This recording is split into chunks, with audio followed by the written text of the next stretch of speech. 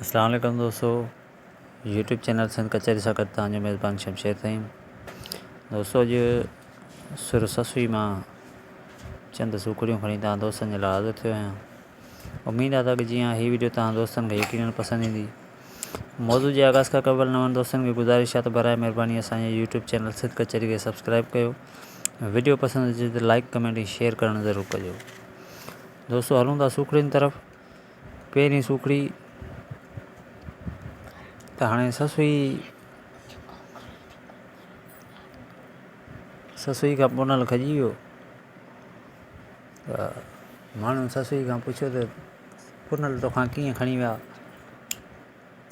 त ससुई जो ॻाल्हाइण माण्हुनि सां त इल्म जो करे पोइ शहर विया, इल्म जो करे पोइ शहर विया, इल्म जो ड्रोह शहर आहे छिनी। ससुई जो ॻाल्हाइण आहे त ड्रोह करे पोइ छिनी विया।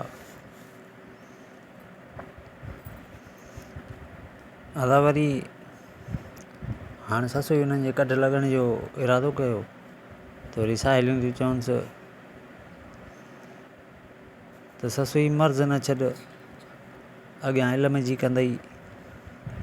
अदा मर्ज़ आहे छाहीं मर्ज़ आहे जेको मुंहं ते दाग थींदा आहिनि, जंहिंखे छाहियूं चइबो आहे, ऐं इल्म जी आहे उस्तादी। दोस्तों, मर्ज़ छाहीं ऐं इल्म जी उस्तादी। हाणे लफ़्ज़ सिधा आहिनि छाहीं ऐं उस्तादी, लेकिन हिननि जो चवण जो थोरो सम्झण जो फ़र्क़ु आहे। त साहेड़ियूं थियूं चवनि त ससुई मर्ज़ न छॾ, अॻियां इल्म जी कंदई। इल्म जी उस्तादी, मर्ज़ छाहीं। त सर्तियूं थियूं चवनि त ससुई छां ही न छॾ, छां ही न छॾ। मतिलबु हे जॻह छां आहे, छा में तूं वेठी या छां न छॾ, अॻियां उस्तादी कंदई। तादी पाण चवंदा आहियूं अदा बेइज़ती खे, त उहो सम्झाइनि त अॻियां उस्तादी कंदई, मतिलबु अॻिते उस आहे, उस में तूं ज़लील थींदे। त छां ही न छॾ, अॻियां उस्तादी कंदई। दोस्तों, वरी टीं वजारत सुर ससुई। हाणे साईं वरी बि सर्तियूं चवनि पियूं ससुई खे त मिरूं मार जी पखी करे वेई ससुई। अदा मिरूं आहे ताज़ी, मार जी आहे जुठ, ऐं पखी तोता।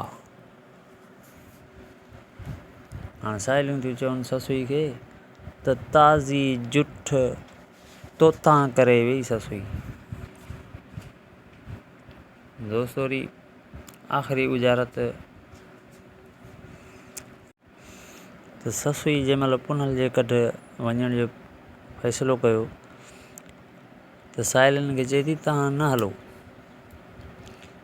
जेकॾहिं हलो था त पोइ ॾोह न ॾिजो।